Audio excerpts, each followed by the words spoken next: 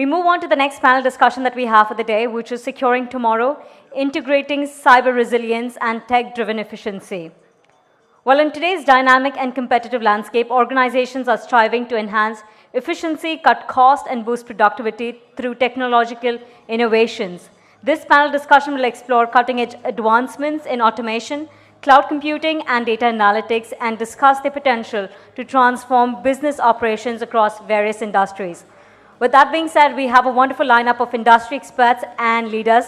Please allow me to introduce on stage Ms. Jesintha Lewis, Chief Executive Officer, G7 CR Technologies; Mr. Nikhil Prabhakar, Chief Information Officer, IndiaMART; Mr. Morup, Namgail, Head of Agritech, IFFCO Kisan; Mr. Sanjeet Singh, AVP, Enterprise Sales, Inspira Enterprise India Limited; Mr. Vinod Bhat, Chief Information Officer and Chief Ethics Counsellor, Vistara; and Mr. Shivendra Saxena, Chief Information Security Officer, Emeritus.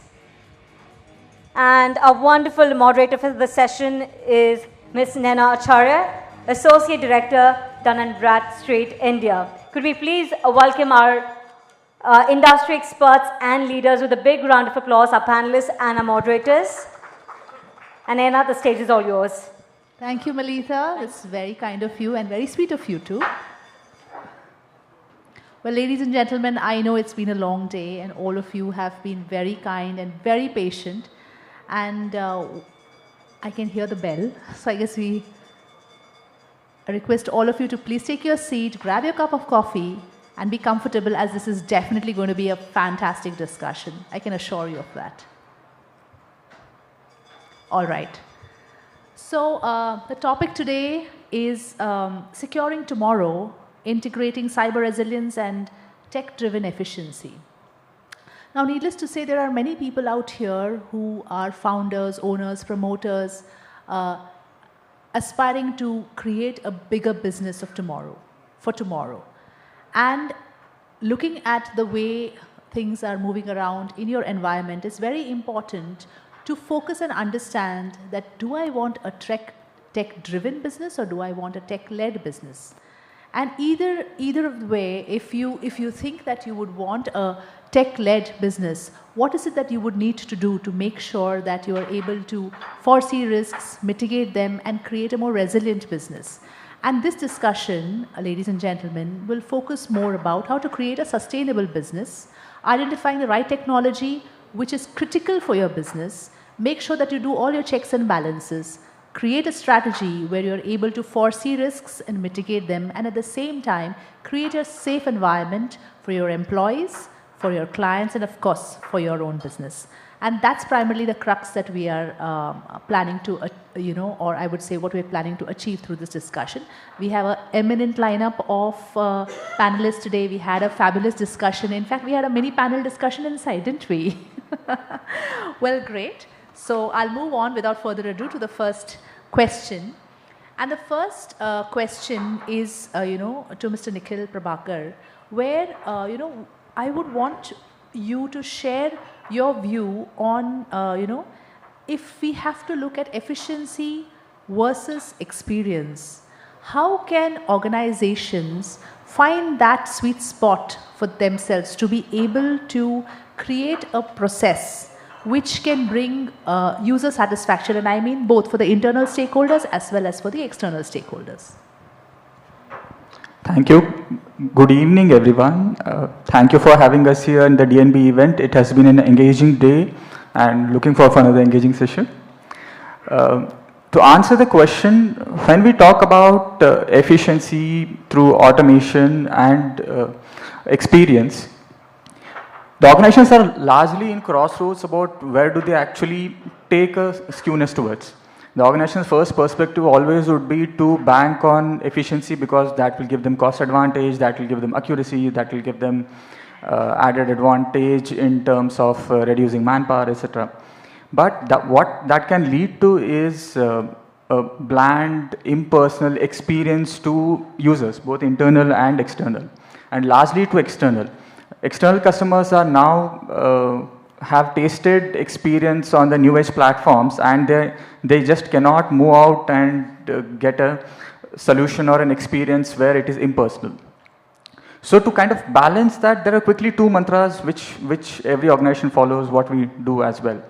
While automation is important, what we follow is automation with care. What I mean by automation with care is largely automate all your processes for better efficiency, but always the last leg of any process which you automate has to have a human touch. Like let me give an example. The most important process for a marketplace platform like IndiaMART is the buyer and supplier matchmaking process. And even on that, I mean, that is a data-driven, supplier behavior-driven algorithmic process.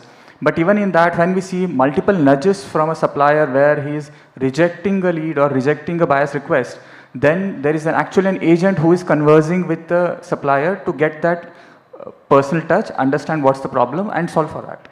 This also has multiple advantages, that because you kind of get the learning out of the conversations and bring it back into your data-driven matchmaking. Second quick point is, how do we get a quick feedback? Feedback can be both qualitative or quantitative. Getting the right KPIs and making it quantitative is critical to measure any of this. But the thumb rule is, if you want to choose between process and efficiency and you want to find a balance and you are in a mix, always choose the personalization for the end user, because it's harder to get back the lost user. Very valid point. And therefore, you know, picking up from where you left, my next question is to Mr. Bhat. Mr. Bhat, the business that you're in, primarily you're dealing with a lot of data, you're dealing with a lot of cross integration, communication that is required. And at the end of the day, it's very important for you to monitor your efficiency and at the same time safeguard the data of the people and of the routes. And how do you manage it? I mean, it'll be very interesting for us to know your point of view on the same question. Okay. First of all, thank you for having me here. See, airlines, as you rightly said, we sit on a lot of data, particularly last few years. You know, the data is coming all across the channels. So our first challenge was how to get the one view of the data across the channel. So we use the AI ML to get that golden data, right, which deduplication and other things. So that was the first thing. But we also identified a lot of processes which needed automation.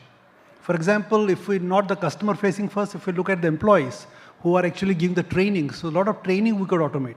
The engineers who had to work on every day on the jobs on the maintenance side. So there were 8-step process. We completely automated that with a simple QR code technology. We had engineers who had to check the emergency equipments for every flight, which used to take 4 to 6 hours.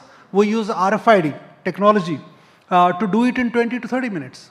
So I think we identified what are the technologies available and how can we build the whole automation piece of it, the whole no-code, low-code, no-code platform to it. And also we started integrating these pieces.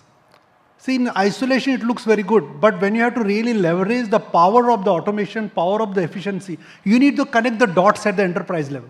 And that's what we did. We started with the data, we created it, then we started integrating marketing, we started integrating the whole customer service. So from the customer point of view, when a customer is calling the call center, and they don't have to ask too many questions about the customer, they know exactly what is going on, who is this customer, is a loyal customer, and what kind of service we can provide.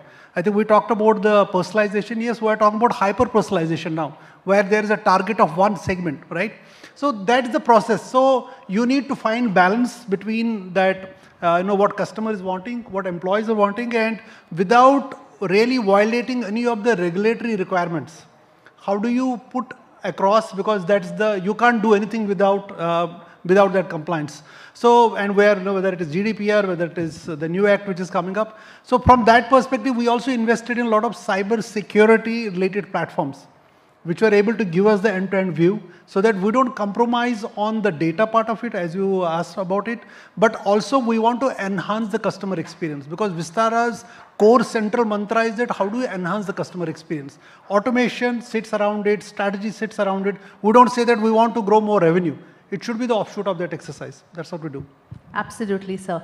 And now when we look at your perspective, with IndiaMART's perspective or, with Vistara's perspective, I would want to know the perspective from Mr. Morup, because the kind of business, or I would not say business, the environment that you're in, it's quite unique. You're in the Agritech business. Could you just highlight on the efficiency bit, or for that matter, even talking about how do you harness AI and automation in the line of business that you are in, sir?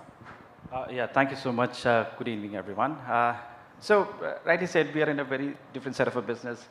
Agritech, we're in the very, very early days. There was a report, by the way, just want to highlight, by McKinsey, which says that agriculture is the least digitized industry if you compare it to any other industry. So that means there's a huge scope in the industry. And that goes by saying that there is very little automation, very little digitization and use of tech happening. And primary reason it is happening because the paying customers, which are the farmers, they have the paying capacity for with them is very less.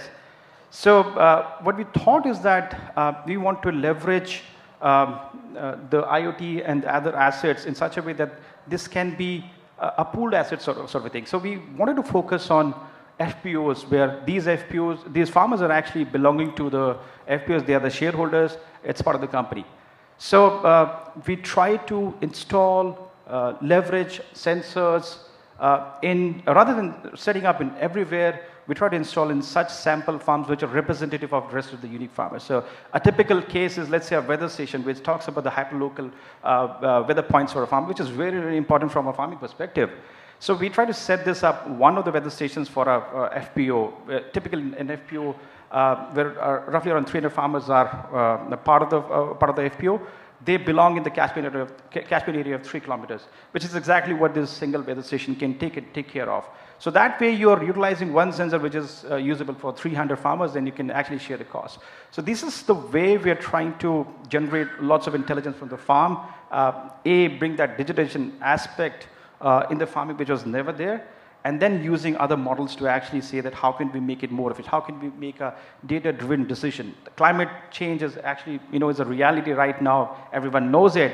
So it is more than important, more pertinent for us to use this data-driven part, make the systems more and more climate resilient is what we're attempting to do. Perfect.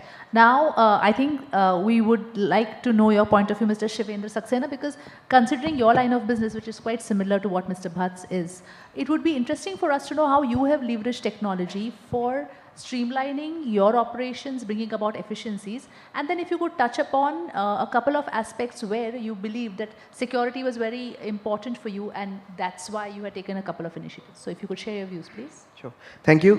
Good evening, everyone. I think just to add to what Mr. Bhat said, being in EdTech space, data is of utmost importance for us. And since we operate in multiple geographies, we operate in the US, we operate in Europe, Southeast Asia, the GDPRs, the PDPAs, even in China and in India, we're going to have a Data Privacy Act soon, right? So the core of our business is to protect data, while at the same time leverage security to drive our business. And this has happened in Europe, for example, since we were GDPR compliant and we had an ISO 27001. And I was talking about it backstage. We have started leveraging security to drive this business ahead, which sets us apart from our competitors, for example, Upgrad or Coursera, for that matter, right? So now we have very frequent discussions with the CFOs, like, you give me this much, and I'm going to actually give you ROI using security or leveraging security, because this will contribute to the EBITDA, this will contribute to the revenue, because we are different from our competitors. We can actually go to the universities and we can tell them that, hey, we are already, following such so-and-so compliances, we are GDPR compliant, or, we are in the process of getting more. So this actually helps us in expanding our business. This helps us in putting us on a different pedestal when it comes to the competition. And this is exactly how security is being leveraged internally. Talking about the external stakeholders, which are professors or the students, we actually have very less control over how they follow their security hygiene, right? But we still make sure that we are sending them flyers every now and then. We are telling them that you should not reuse your passwords. You should make sure that you have your system scanned via antiviruses and anti-malware tools. Though we do not have any control over their devices, but we make sure that we are doing this due diligence along with them, because we are service providers at the end of the day, right? If somehow their passwords get breached because they were reusing it on a different platform, it would still bring a bad name to us, right? You know, because this platform is not so secure and all. So we make sure that we are training them as well at the same time, although it is not 100% guaranteed every time, but we are doing this due diligence. Perfect. Now we heard the perspectives of people who are running the business and who believe that there are a couple of aspects that are very critical, especially with respect to technology. And each one of them, from what I heard, said that you need to have data-driven decisions taken, and the insights are very critical. So it's not important, from what we understand, is just having a technology to kind of enable your business or have a strong IT architecture. It all starts with the data, and build your IT architecture on that data to be able to derive insights. And therefore, my next question to you, Jesintha, is that if there is this need to, evaluate all the data, analyze all the data, take the decisions, it's very important to have a robust and agile architecture, and which is where cloud plays a very critical role. Can you share your experiences on how you have helped companies bring about, the balance in efficiency as well as security? Right. Sure thing. Good evening, everyone. So I represent G7CR.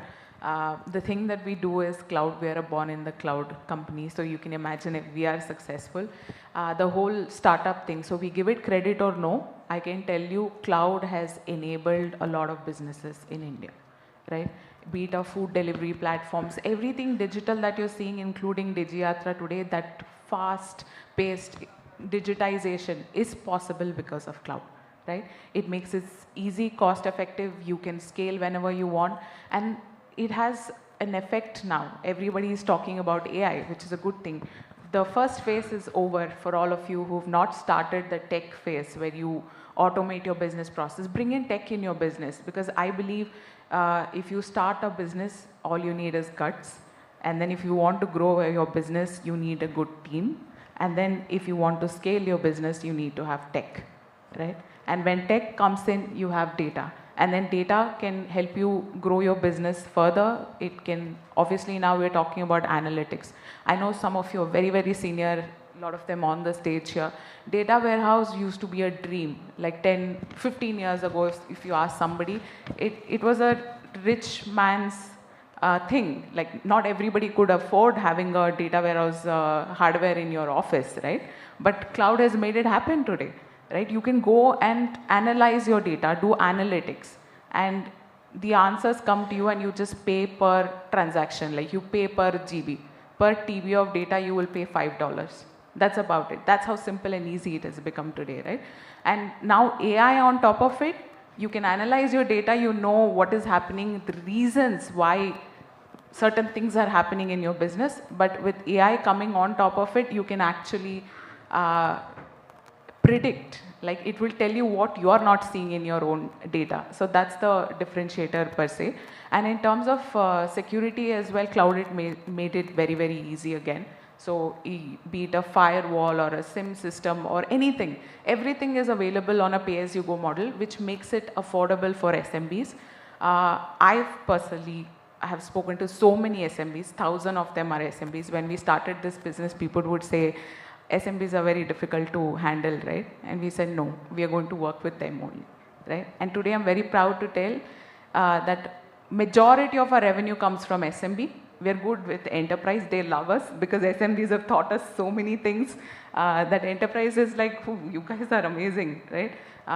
So most of my GP comes from SMBs. So we know how to work with you all. So if you've not started the tech journey, we'll be very happy. Even the security standpoint, the problem is you won't know where to start. because you are good in your business, that's what you're supposed to do. And you should work with people like us who are tech firms. A lot of enterprises ask me question, have you worked with BFSI? I think you should also do that. Have you worked with S&D? Is a question you should ask those vendors. So they know your mindset and you'll be able to help you out, I think. Yeah. Well, I'll second you, Jesintha, because when it comes to working with SMEs, even as done in Bradstreet, we work with SMEs a lot, and we realize they're very emotional about everything, including their investments, their brands. So we learn a lot as well, and I'm very sure there are a lot of takeaways, especially when you work with them. But now, you know, taking from your point that it's very important to have automation, it's very important to have the IT architecture in place. The next question is around customization and standardization, and that's where, you know, Mr. Sanjeet, it will be very interesting to know your point of view on how do enterprise solution providers both customization and a secure and you know, a standardized platform to make sure that they are able to achieve both the efficiency as well as the security. Yeah, hi, good evening to everyone. So all our fellow colleagues and they have discussed about the data, but what about the security? So currently what is happening that we are missing out the security portion, because we have a certain myths which is there that if we go for the security, there would be the dedication or dedicated team is required, entire services is required. Now that era has changed. The people have started offering the multiple solutions, which is a common in platform, like you are getting the cloud services the same way. Apart from that, there you will get the customization in terms of there are multiple technology which can be customized. They are open to integrate with the multiple sources. Like I can give you one small example of SIM. How do you get the full utilization of SIM if you do not have the complete threat intelligence? If you are relying on only one platform which is giving the threat intelligence, then you will be not able to get the proper threat. You will not able to protect the proper threat. So now the technology, as some of my colleague has mentioned, that integration, automation, that can be also automated in the system itself so that you can have the customized feel of that. Every customer is having the different environment. All the organization is having multiple setup and different type of technology they are using. Either they are moving it on automation or not, but security is must to go. And if you are looking for the solutions which is around customizations, that is available and we can help you to build that. All right. So now what we'll do is we'll just have a quick rapid fire, and we'll go, we'll have 2 or 3, probably 3 rounds of rapid fire. So we'll start with you, yeah, with you. So if we have to say that today, what would be the top 3 sought after, products or technology that, companies, irrespective of the size, seek? What would they be? In terms of security? Okay. No, generally. Generally, I think AI is a new buzzword, right? Yeah. So every company is right after it, and they are leveraging it. I have seen in my company, we have already started doing it, and it's going to be really big. And But it's a rapid fire. It's a rapid fire. Okay, you got to tell 3. Okay. So AI being one. Okay. Cyber security definitely, along with privacy, Okay. because this is going to be business enabler for you. And number 3, I think it's so AI automation. I think because AI will build over automation. And we were discussing it again backstage, and I'm just stealing some information from you. So automation, AI, and cybersecurity being the enabler. Mr. Bhat? So 3 technologies or areas, I would say cloud should be one on your list. And the cloud has one more variation of edge cloud. A lot of people are decentralizing from clouds. So it's not that you go after cloud, I want to put everything there, because many times it doesn't make sense to put everything on cloud. So cloud is one. Second is cyber security, and primarily because you cannot compromise on your business. Third is data and analytics. I think those are the things.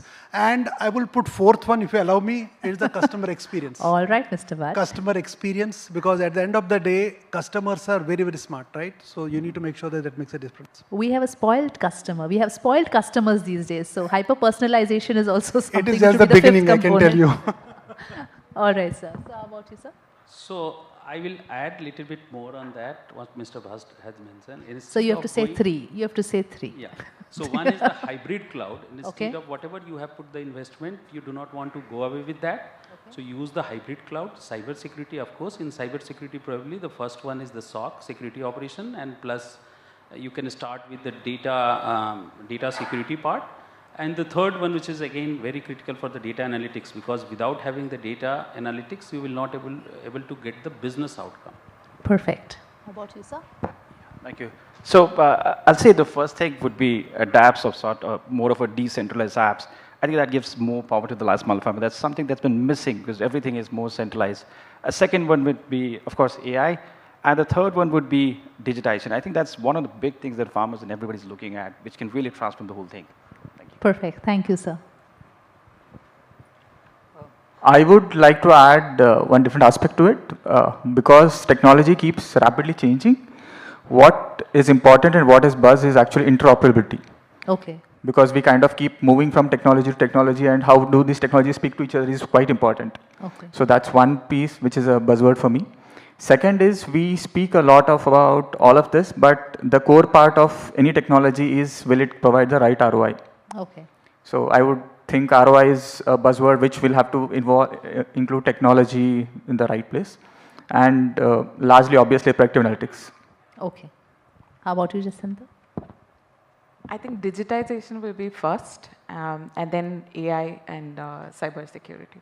Perfect. So now that we've identified the kind of technologies, as in the top three in your mind, and I find clear winners. One is obviously cloud, second is your data analytics, and third, of course, is digitization, which includes a lot more within its gamut. But now that we understand this is important, again, with boon, we also have a little bit of bane, you know, right? So it's a yin-yang kind of a thing. So what could be the potential threats? And again, just stick to the top three threats that you see could affect, which could impact a business, keeping in mind that we will be using, or our listeners would be even evaluating these, you know.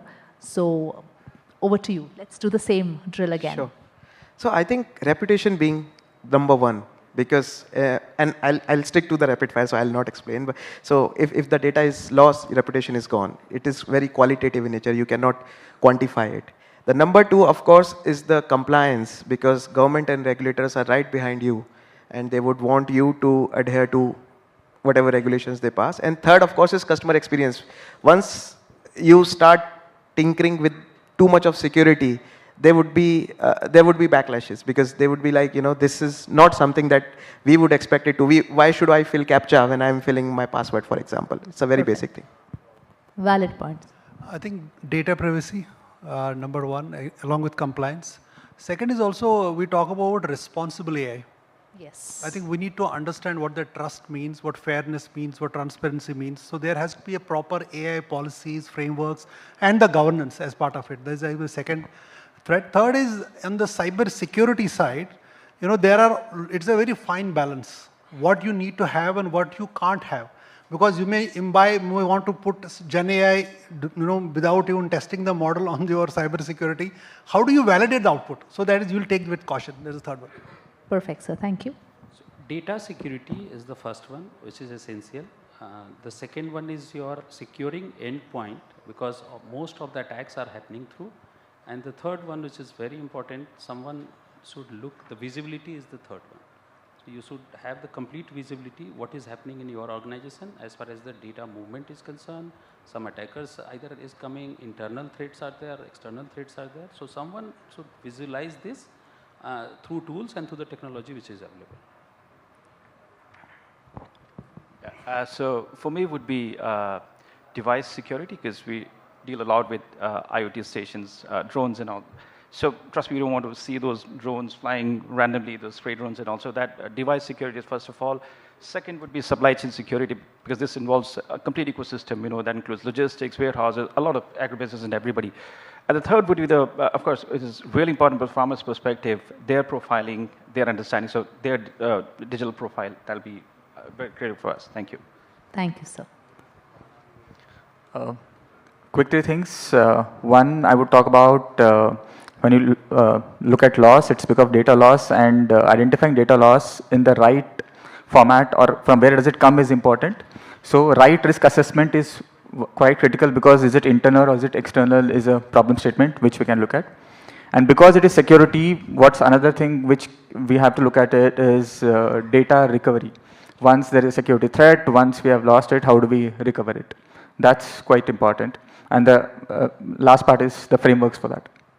Perfect. Jesintha? Right. I think most of it is covered, but it all goes back to the same thing, data loss, data privacy, because as we digitize, the potential harm and impact on these layers happen. So it's important government is doing a lot of work on that to bring in some standards to ensure everybody who's digitizing comply to it. That is very, very important. I think data loss has become a very big problem these days, people trying to hack into your bank account, fake calls, and all of that, and responsible AI. So while we adopt AI, we should be very careful of how we are going to embrace it. Yeah. Perfect. So Jesintha, now we'll start the last part of the rapid fire, and this is very important for all of you because each one of you at the end of the day is co-piloting with your leaders or is a decision maker in your organization.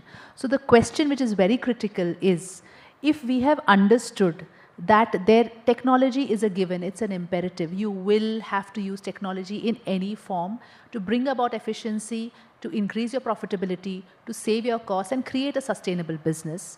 But with this comes a lot of aspects where your businesses can face some threats. Therefore, it is imperative for you to create a strategy to safeguard your business. So as business leaders who've been in this industry, what, according to you, could be the key elements that such decision makers would need to bear in mind while sitting with their team and creating the strategy? If not, at least ask the right questions. So I will go through from Jesintha onwards because he was all set to kind of take the mic. So I'll steal your thunder.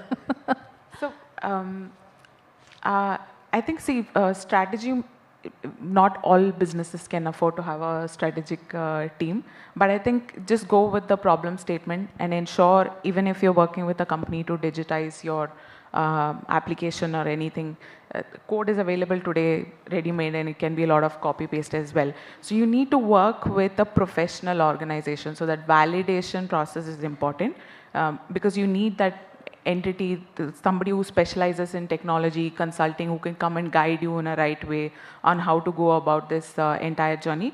I think you should take that. And a lot of offers are available even from the government and other people on how to take this tech advisory services. I will highly recommend that and not to jump into it on your own. But if you have a team, then you have to look at various areas. Like rightly said, sustainability is very important. You don't want to build an application that already 100 people are using, like an ERP, right? There are so many of them, I can just find one. So it has to be very unique. So sustainability is very important. And then your data, customer data, how you're going to protect is important. Thanks, Jesintha. Nikhil? I think data protection is kind of the key, and for the data, like I just want to add on to what just said. Data strategy cannot be internal from the day one, because a lot of SMEs cannot start building, they do not understand technology from day one. So understanding risks, there has to be someone else who will have to come and help them to understand the risk clearly. What is the risk and what can be their loss based on that? That strategy has to be clear, point one. Next, I think understanding, once the data risk has been understood, where do you want to implement it and what is the cost benefit analysis of it? That's also a very critical piece, because just trying to secure something which need not be secured cannot help your business. Third point is trying to jump into Gen AI too soon for security or for sustainability is not the right point. Understanding where do they want to take the new technology, be it Gen AI or any new technology which they want to take, what is the right point at when I should be using this new technology is a critical aspect for their decision making. Thank you. Yeah, I think sustainability is something very critical for everyone, but for us as we deal with and work with a lot of enterprises, be it somebody offering IoT stack and somebody's offering the buybacks, let's say the agribusiness, and then we deal with a lot of farmers, FPOs, and so there are multiple stakeholders. So how, from an enterprise perspective, there's a lot of data points flowing. So from that perspective, that security angle is something that we really is important. So having the right enterprises who you partner with, I think that's very critical. That's one of the things that we need to look at.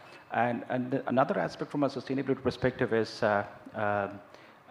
these all efforts should not add to the end, as a burden to the end consumer, which is the farmer in this case, who are already burdened. So how do we really have a different climate resilient, sustainable agri-value chain is the case, and that's exactly what we're trying to strengthen. I was just discussing with some colleagues that we call it a 2% sort of a model that person can change. It's sort of an investment based on trust between the buyers and the sellers. The idea is that we tell the end buyers that, okay, if you invest in tech and all this part, that small piece of 2% investment, which comes to lay down the foundation of the ad, that can be invested upfront, which adds a lot of value to the farmers to grow better. When you're buying back from those sort of farmers, you can easily recoup that. So I think that's a kind of a different supply chain that needs to be looked upon, especially when it comes to Agritech. Yeah, so those are thank you. Thank you. In my perspective, first of all, we have to understand what is the gap. There may be the time you have already deployed multiple technologies, but the one technology is not talking to another one. The data which is supposed to come from one and go to second one is not coming. Someone is coming and then giving you saying that, please go and deploy this particular technology. So before going that, you first of all understand the gap. Understanding the gap means you should have someone, some expert who will go and see where is the gap. Either there is just some small tweak can give you the outcome which will save your cost, which you are supposed to incur. So that's the first activity, and after that you should make a plan, because cyber security is not a thing which you can deploy immediately on day one. Probably in the next 1 year on a quarterly basis you can make a plan and then start deploying that. So that's my perspective. Perfect, sir. See, if I had to give 2 cents on strategy side, please don't start with technology. Keep technology away. Go to the whiteboard, create your strategy, business strategy, and answer few questions. What I am doing, why I am doing, who is doing, where I am doing, and when. If you are able to answer those 5 questions, there you can build the strategy. Then you start fitting into the technology. And technology is not one size fits all. Please understand that. You may go and say, okay, let me buy the best products, large products in the market. That's not how we should go about it. You have to right size the technology for you. And then you see that what is the ROI on that. And that ROI has to be incremental. You can't go to CFO and say that, give me this technology, I need to spend 10 crore rupees and it will give me ROI after 2 years. He will ask you, this is the last time you are going to be in my office. You have to show me the ROI in 2 months, 4 weeks, 8 weeks. So you need to stagger it. You need to do incremental benefits. And it should, at the end of the day, help your business, help your employees, help your customers. That's how the strategy should work. Rest all in air. Automation, cloud, AI, Gen AI is here. But we work on the business first. Thank you, sir. Very well said. Very well said. I think if ever you have to go tech, the bottom line is that you should identify your crown jewels and make sure that you do a risk assessment on those crown jewels and find out the right product or tech for you. Don't buy, like he said, don't buy expensive toys, right? Go open source, but invest something in order to protect your crown jewels. There is no purpose of having an e-commerce website if it goes down because of a DDoS attack, right? If you cannot handle the traffic during a sale, there is no point of having an e-commerce website. Like you said, like, you don't need to go for tech in that case. So identify your crown jewels, do a proper risk assessment, talk to all the stakeholders, and make sure you protect them. If it is data, so be it. Perfect. Now, it's really amazing that although this was a rapid fire round, each person's perspective was something which forced me to think and gave me a food for thought. So I can just imagine your situation, because at the end of the day, you've got to go back and also share your learning. So in summary, please correct me if I'm wrong, what we've realized is that it's the couple of imperatives that are there for the business. One is to make sure that you create a sustainable business. And for that purpose, you would need to make sure that you have a good architecture in place which can monitor your data so that you can use that data to take decisions based on the insights. And for that purpose, once you get those insights, you are able to identify areas of automation to bring about more efficiency. And that will include looking at your internal stakeholders, that is your employees, and at the same time also look at your external stakeholders, that's your clients. So to make sure that you have that balance, you need to focus on creating that sustainable environment to run a profitable business. Now, if that is the need of the hour, it's important to have a strong architecture in place. That architecture is primarily driven by technology. Now, just jumping on the bandwagon is not what our esteemed panelists are saying. They are saying that, don't reinvent the wheel. Second is, don't just jump on the bandwagon because your competitor is doing it. Understand what's the need of your business. Understand your gaps first. If possible, I would like to add two cents of mine. Say, fail, but fail sooner. Don't put all your money into it and fail at the end. Learn to understand what is the imperative for your business. Identify your business partner, a business partner who has created a ready-made solution for you, which could be tailored to a certain extent for your business, but you need to identify the right partner. Needless to say, if you are dealing with your business, you will be prone to a lot of threats and attacks if you are heavily investing in your technology. And therefore, you do have business partners who can safeguard your business. Because at the end of the day, everybody talks about return on investment. Very few people talk about return on, ignorance, which is a higher price to pay.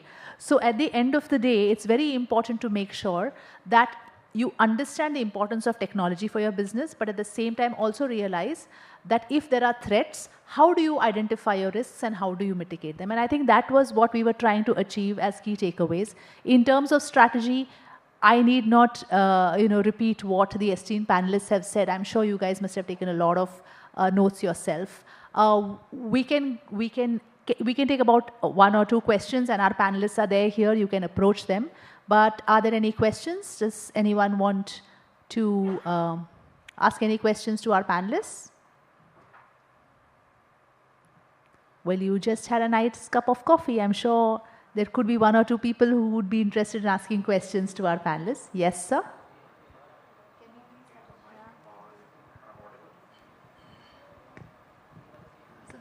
We're having. So I have a question to Mr. Bhat, is that as he talked about strategy, business strategy first and then the IT technology strategy first. So how do we make a structure where IT strategy is not a following strategy, it should be in sync with the business strategy? Yeah, I think it's not an IT strategy, it is a digital strategy for the business. So where you talk about one team, you cannot create a solution in isolation, you have to work with your counterparts. And a lot of companies are given different nomenclature. Some say 2 in a box, 3 in a box, 4 in a box. So you'll see a lot of integrated organization structures. And that is the mantra. You cannot create solutions in isolation. So you need to have a digital strategy that has to be approved by the board. And when I said that you start with the business, because business goals are very important. At the end of the day, your IT is there to serve the business. But we talk about now digital and IT. So I think that IT has to play that tech-led, tech-driven role where we can help businesses to realize those benefits much, much faster and also explain to the board why we're saying this. If there's an investment needed on a platform, why we need it and why it is important for our brand. I think that is a job of the leaders like us. Perfect. Is there anyone else? We can go for one more question and then we can wind up this discussion. Yes, sir. I'll just be loud. Yeah, so I'd like to understand your thoughts on, you spoke of data security, you spoke of traditional IT, automation, so on and so forth. What's your thought on low-code, no-code? Especially because we're talking of data security, traditional IT services, traditional building applications, the traditional way you can take care of all that, but low-code, no-code is more tuned towards enabling business do their own workflows, so on and so forth. So what's your take on that versus IT security? Is this, is this addressed for any specific panelists or anyone? I'll start and maybe others can join. See, low-code, no-code is a fantastic platform where you give power to the business. Because many times what was happening is that the business will come up with 100 requirements and IT is only worried about requirement number 1, okay, you will be delivered on this date. And these requirements change every time. So low-code, no-code uses a platform where you create the basic UI and you create the backend and let them play within the controls what you define.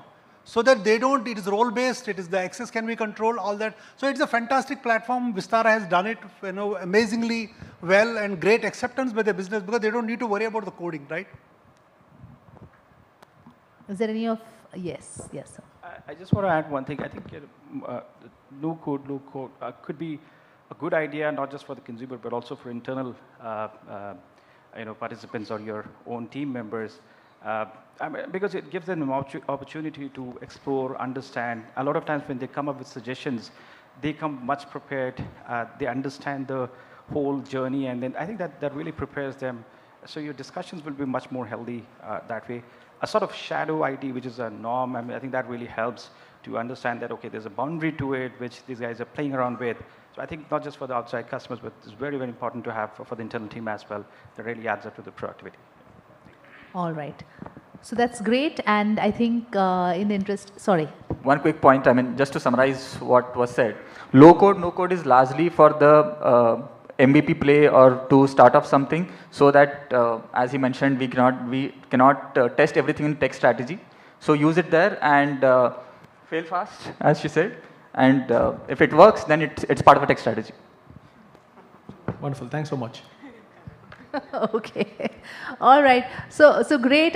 Some good questions and fabulous panel. I have a lot of takeaways. I'm very sure all of you had fabulous takeaways as well. Thank you, and a big round of applause to all our panelists, ladies and gentlemen.